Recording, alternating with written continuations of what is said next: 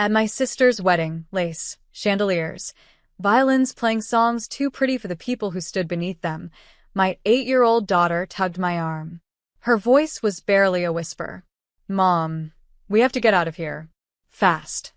I crouched down, thinking maybe she was overwhelmed. Maybe the lights or the music or the strange looks from our relatives had gotten to her. "Why?" I asked, brushing a curl behind her ear.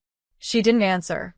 She just pulled out her phone, my old one, passed down, barely working, and tapped open a video. "Look at this." And when I saw it, I froze. "My name is Valerie, and from wherever you're watching this, stay with me. Because have you ever stood in a room full of people clapping for a lie and realized you were the only one who knew the truth?" The video played in silence. Grainy, shaky, but clear enough. It was my husband, with my sister, in a dressing room, kissing, his hands on her waist, her voice giggling, saying, "We should have told her by now." My blood went cold. The date stamp? Last week. 1 week before this wedding. 1 week before I helped her pick the flowers. Before I sat next to her at the final dress fitting, holding back tears because I was genuinely happy for her. And now? Now my daughter, 8 years old, was the only one brave enough to show me. I looked down at her. "Where did you find this?" She bit her lip. "I saw them last week. At the house. I didn't know what to do. So I waited. And when he left his phone on the table, I airdropped the video to mine. I just didn't want to hurt you unless I had to."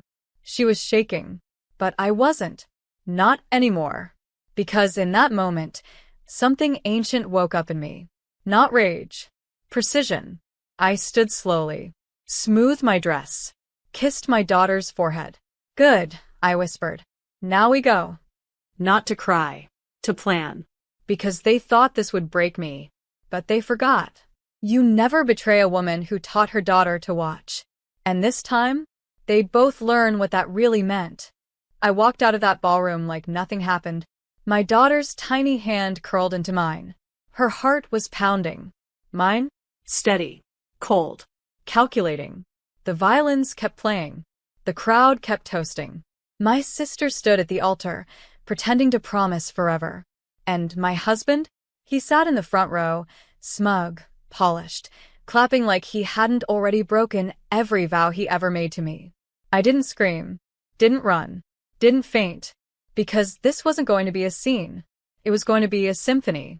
And I was about to conduct the whole damn thing. We got in the car. I buckled my daughter in, handed her headphones, and said, "You were brave today. Now let mommy handle the rest." That night, I didn't sleep. I watched the video again. And again. I slowed it down, took screenshots, pulled metadata, everything I needed to turn this betrayal into evidence, and eventually into ashes. By morning, my husband noticed the shift. He walked into the kitchen, yawning like a man who didn't know he'd already lost everything. "Morning," he said. I poured coffee. "How was the wedding?" He blinked.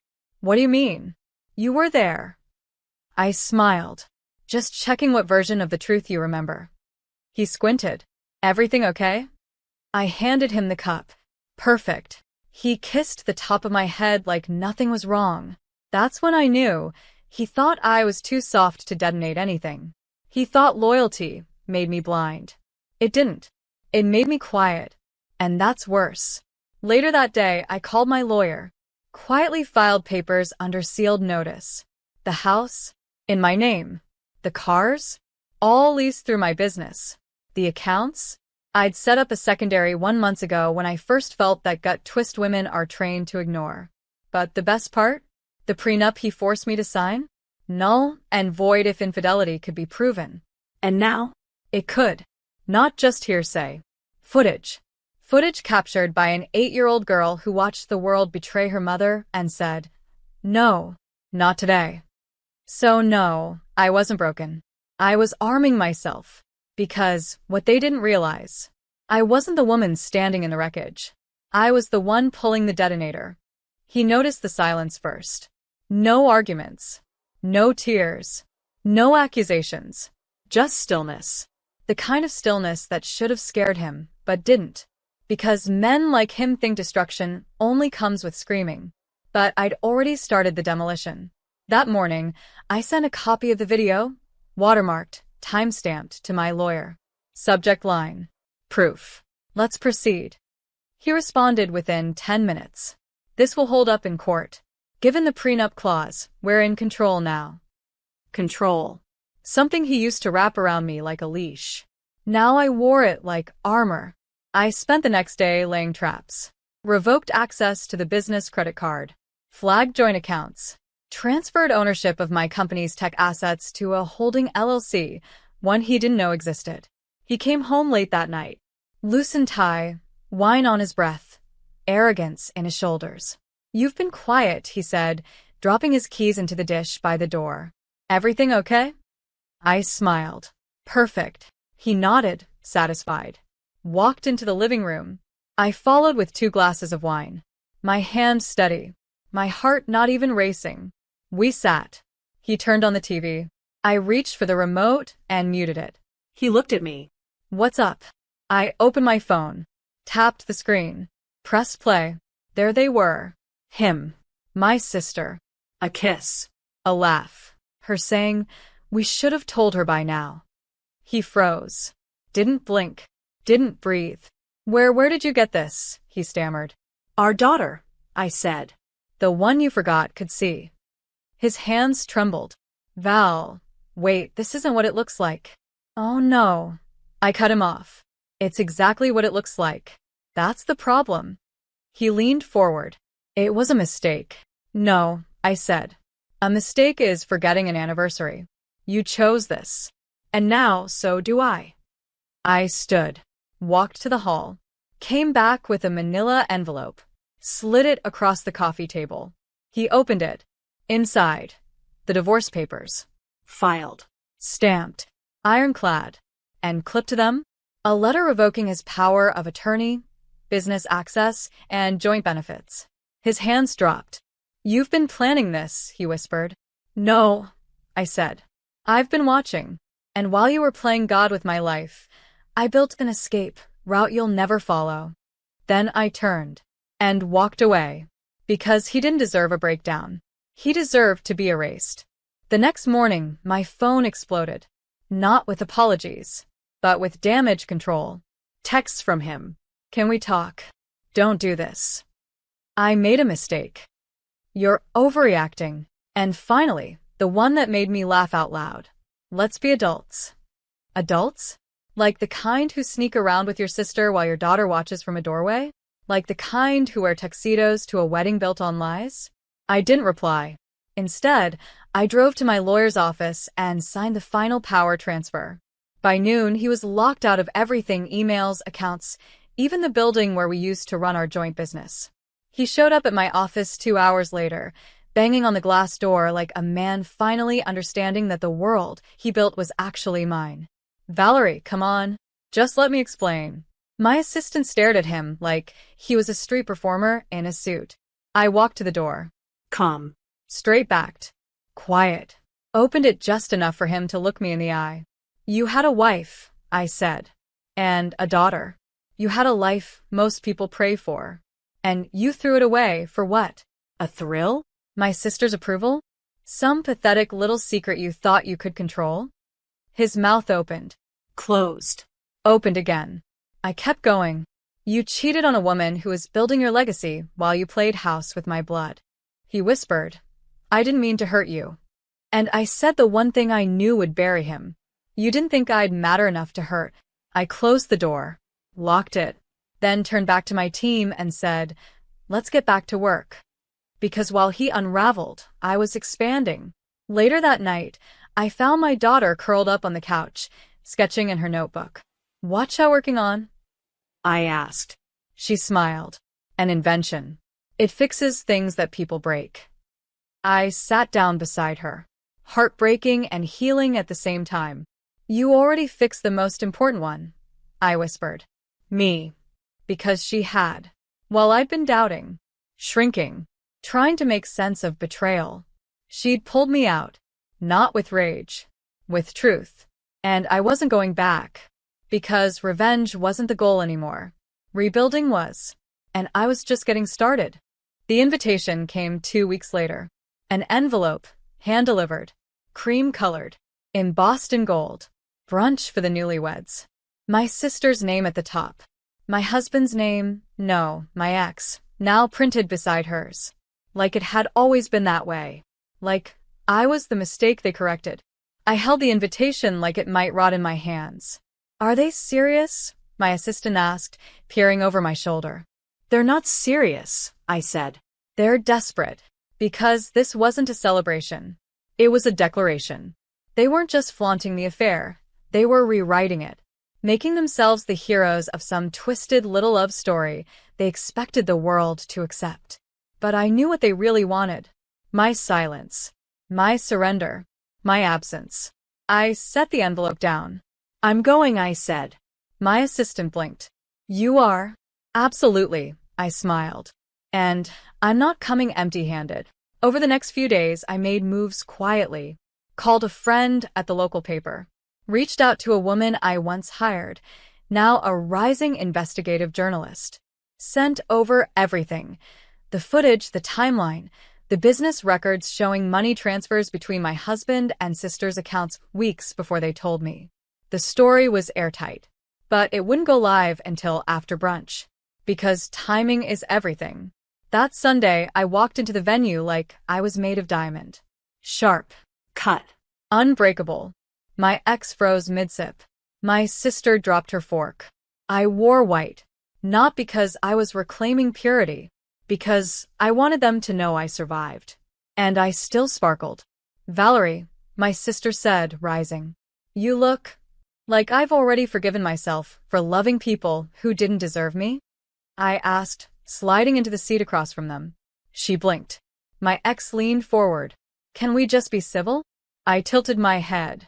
You planned a wedding in the shadow of my divorce. You sent my daughter an invitation like she's supposed to forget.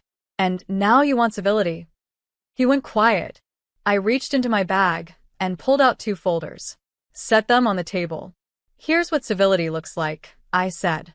A cease and desist for using my daughter's name or image in any future family photos. And a formal withdrawal of your access to the family business you never helped build. My sister's mouth parted. You can't do this. I did. I stood, smiled. And just before walking out, I leaned in and whispered, check the news in an hour. Because while they were toasting to betrayal, I was toasting to exposure. By the time they sliced into the cake, the news had already gone live. A front-page feature on the local outlet Sunday Spotlight. Secrets, lies, and a sister's betrayal.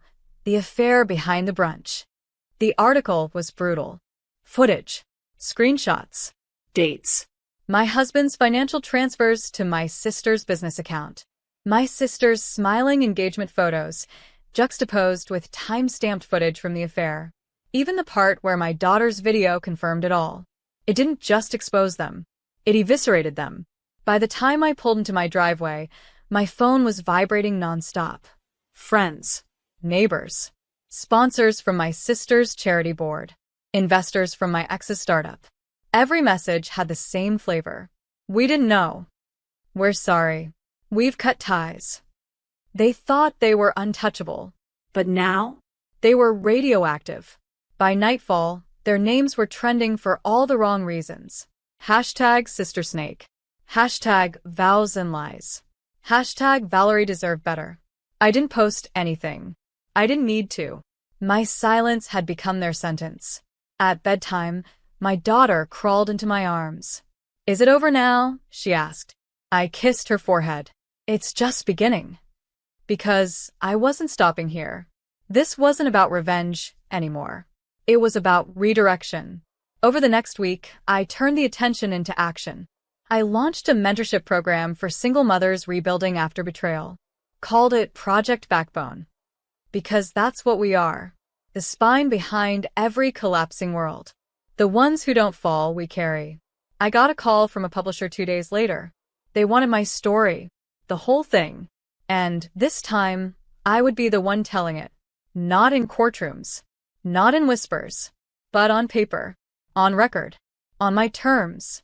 Meanwhile, my sister's charity lost half its funding. My ex's startup was dropped by its lead investor. And the best part? I never raised my voice. Never made a scene. Just built my own stage. Because they wanted to shame me in private, and I gave them the gift of public memory. They tried to recover, of course. A tear-filled video from my sister's Instagram account, shaky voice and perfect lighting. I never meant to hurt anyone. Love is messy. Please be kind. The comments section wasn't kind. Neither was the board of directors at her nonprofit, who released a statement the same afternoon. Ms. Reynolds will be stepping down, effective immediately. As for my ex, he posted nothing. He just disappeared. His company removed his name from the website. His LinkedIn went dark. Even his gym revoked his featured member bio. He called twice that week. Left voicemails like they mattered. You got what you wanted. Can we stop now? You're better than this, Valerie. No. I'm just done being better for people who expect me to be small. I spent the week finalizing the first chapter of my book. The working title? Silent Fire. How I burned down their lies without raising my voice. It felt right. Because I didn't scream. I exposed. I corrected. I walked away with everything they thought they'd stolen from me. That Friday, I got a knock at the door. It was my sister. No cameras. No lipstick. No arrogance. Just her. Fragile. Tired. She held out a small box. This belonged to Mom, she said. I thought you should have it. I opened it slowly. Inside, a silver bracelet I hadn't seen since I was 16. Our mother's favorite. One she promised I'd inherit someday, then gave it away, without explanation. I looked at Hannah. Really looked. Tears welled in her eyes. I don't expect anything. I just wanted to say sorry. A real sorry. For everything. I nodded. You did destroy something. I know, she whispered. But I rebuilt it without you. She looked down. I believe that. Then she turned and walked away. And for the first time, she didn't look back. I closed the door gently. My daughter peeked around the hallway. Was that Aunt Hannah? I nodded. She say sorry? She did. Are you gonna forgive her? I thought about it. Then I said, I already did. But forgiveness doesn't mean return access. Because I wasn't bitter. I was better. And my peace? That was the part they never saw coming. The book hit shelves on a Tuesday. By Thursday, it was sold out. By Friday, the press was calling me the woman who rebuilt herself without burning the world down, just pulling out the floorboards. But the truth? I did burn it down. Every false promise. Every whispered betrayal. Every fake toast raised over a hollow lie. And in the ashes, I built a home for myself and my daughter. Solid, warm, untouchable. At the first official event for Project Backbone, I stood on stage in front of 300 women. Some carried divorce papers. Some carried babies. All of them carried scars. I looked out into the crowd and told the story, beginning to end. I told them how my daughter, just 8 years old, became the mirror no one could lie to. How silence isn't weakness. It's power under control. And how being betrayed by the people you love the most doesn't make you broken. It makes you dangerous. Because you stop asking for space. You start taking it. After the event, I found my daughter backstage, reading the program. You were so calm, she said. I smiled. I wasn't calm. I was clear. Is it really over now? She asked. I knelt down and held her face in my hands. It's not just over, I said. It's complete. And that night, as we walked home under city lights, hand in hand, I realized something. They thought this would destroy me, but all they did was force me to meet the version of myself I'd been avoiding. The version who doesn't shrink, who doesn't settle, who doesn't apologize for outgrowing the cage they tried to lock her in. I didn't win by hurting them. I won by choosing me. And that's the kind of story you don't just survive. You sign it, seal it, and finish it with one word.